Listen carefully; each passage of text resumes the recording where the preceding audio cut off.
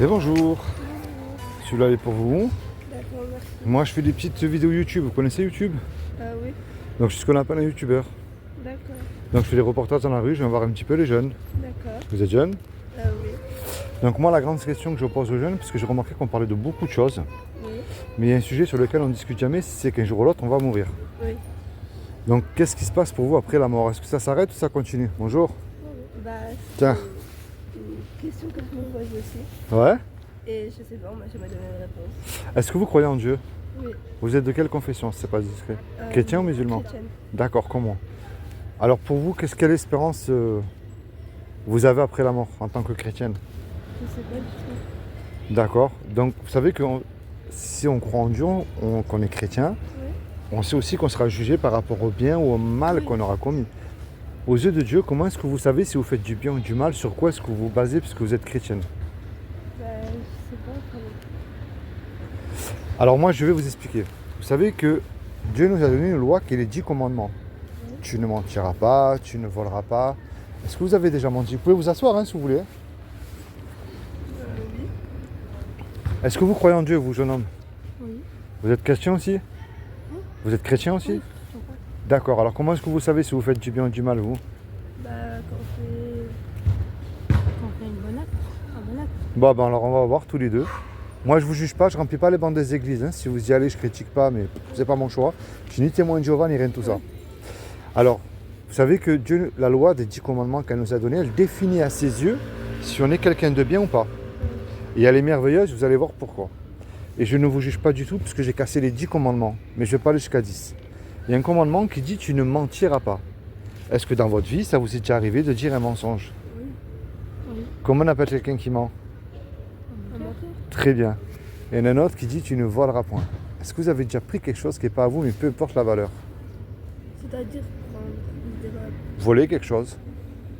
Oui, j'ai fait un truc, mais c'était à ma famille. Ça reste un vol.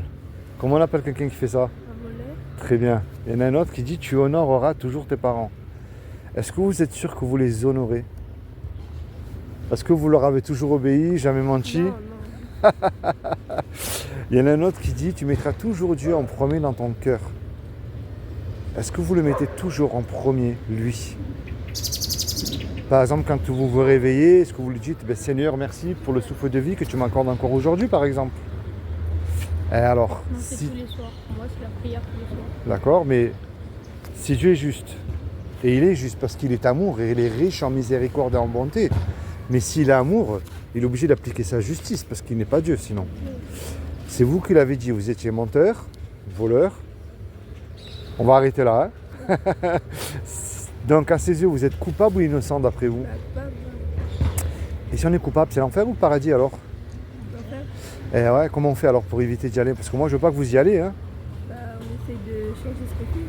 Enfin, on essaie de... Est-ce que vous voulez savoir c'est quoi la bonne nouvelle pour vous éviter d'y aller? Parce que regardez bien, si je vous souhaite de vivre tous les deux là, jusqu'à 120 ans, très bonne santé, tous les gens que vous aimez autour de vous, une vie comme tout le monde, hein, c'est-à-dire un mari, une femme, des enfants, la belle voiture, la belle villa, le compte en banque blindé. Mais en vérité, regardez le petit Naël, le pauvre, quand il est parti de chez lui. Il ne savait pas qu'il n'allait pas rentrer. Je ne peux pas vous garantir 5 minutes à quel âge et à quelle heure vous allez mourir. Moi, je ne sais pas en tout cas. Donc, est-ce que vous voulez vraiment savoir cette bonne nouvelle? Alors, je vais vous dire. Il y a 2000 ans, comme Dieu n'a trouvé personne de parfait sur terre, ni un pape, ni un saint, ce que vous voulez-vous, hein, ce qui est impossible aux hommes ne l'est pas à Dieu. Dieu peut faire ce qu'il veut. Eh bien, il est lui-même descendu sur terre. Il a pris une forme humaine qui est Jésus le Christ. Et il a dit que quiconque croit que Jésus est le Fils de Dieu, qu'il est ressuscité du royaume des morts le 3e jour, il aura la vie éternelle à mes côtés. C'est aussi simple que ça. Il n'a pas dit d'aller faire des croisades, d'allumer un cierge ou de faire des études de théologie. Hein. Il a dit de croire. Mais le problème de croire là, vous savez que tous les deux, ça ne suffit pas. Hein. Il y a écrit aussi dans la Bible, tu fais bien de croire en Dieu, puisque les démons aussi ils y croient. Et eux, ils tremblent. Les démons, ils savent qui est Jésus. Hein. Alors, la clé, si vous voulez, c'est la repentance. C'est-à-dire là, tous les deux, sur votre banc, tout seul, dans votre chambre, dans un coin tranquille, vous vous repentez de vos péchés, vous parlez à Dieu, vous lui demandez pardon pour ce que vous avez commis. Et vous arrêtez de faire ce qui déplaît à Dieu et vous mettez en pratique ce qui plaît à Dieu. Ce qui déclenche tout, en fait, si vous voulez, c'est la foi. Jésus parle d'une petite foi d'un grain de moutarde, ça représente beaucoup de choses. Imaginez là, tous les trois là, on va voler la caisse dans un magasin. On se fait serrer, on passe devant le tribunal. Et le juge, il nous dit à tous les trois, vous me donnez 15 000 € de caution, vous partez tous les trois en prison. On n'a pas l'argent parce qu'on vient de se faire serrer. Et on ne peut pas revenir en arrière et effacer le mal qu'on a fait. Et on ne peut pas dire au juge, sur la vie de ma mère, monsieur le juge, je recommence plus, c'est fini, laissez-moi partir. Ça ne marche pas ça. Le juge, il va dire, vous me donnez l'argent ou vous partez en prison. Il arrive un homme qu'on ne connaît pas qui rentre dans la salle. Cet homme-là, il donne l'argent pour nous. Le juge, il est satisfait, il nous libère. Mais imaginez-vous le film, là, les jeunes, tous les deux, là. Cet homme-là, il se présente maintenant en retour devant vous, là. Qu'est-ce que vous allez lui dire à cet homme qui a donné l'argent? Oui, ben, c'est ce que Jésus a fait pour vous il y a 2000 ans sur la croix. Alors, vous savez, c'est vrai qu'aujourd'hui on est jeunes, on se moque un petit peu de tout ça, on est plus sur les réseaux sociaux. Mais dites-vous bien une chose, les jeunes, c'est qu'un jour on va mourir, même vous. Quand, je ne sais pas, on peut partir là tout de suite. Mais est-ce que je suis réconcilié avec Dieu? Est-ce que je suis sûr d'aller au paradis et de vivre à côté de Jésus pour l'éternité? Eh oui. Est-ce que vous avez une Bible? Est-ce que vous lisez la Bible? Non, mais on a des livres qui parlent de ça, de Dieu, tout ça. D'accord. Vous êtes de quelle origine? Chrétien. Oui, non, mais origine. On est russe. D'accord. Vous lisez bien le français? Oui. Alors, je vais vous faire cadeau d'une Bible tous les deux, c'est gratuit. Vous n'avez rien à me donner. Mais et je vous encourage à la garder précieusement et à la lire tous les jours. D'accord. Parce Par contre, que... on n'a jamais eu, on n'en a jamais acheté. Ah ben, vous voyez, je vais pour ça dans la rue.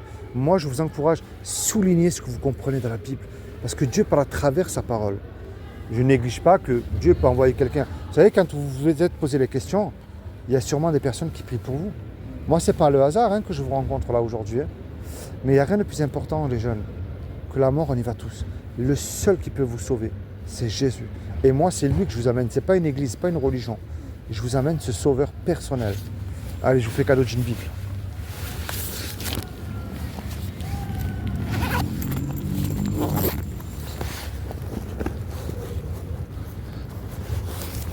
Ça, c'est pour vous, jeune homme.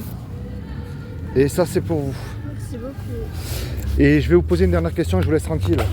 Est-ce que vous sauterez tous les deux d'un avion sans parachute et en plein vol? Bah, moi non plus, même pas qu'un parachute, je le ferai. Mais pourtant, on ne se connaît pas tous les trois là. Et un jour, on va faire le grand saut dans la mort. Est-ce que Jésus ne serait pas votre parachute qui vous garantit dès aujourd'hui que si vous placez votre foi sincère et que vous ne doutez point en lui, vous aurez la vie éternelle à ses côtés. Et c'est ça que je vous amène. Je termine avec ça, il vous a donné la liberté, Dieu, qui est à la fois merveilleuse mais dangereuse. C'est-à-dire de l'aimer, de le suivre ou pas. Puisqu'on vient de se rencontrer là, vous ne pourrez pas dire, Seigneur, je n'ai pas entendu. Je vous ai donné la Bible. Lisez-la, la Bible. D'accord? Allez, soyez bénis tous les deux. Passez une bonne journée. Merci de m'avoir supporté. J'espère que vous allez la lire. Hein. Oui.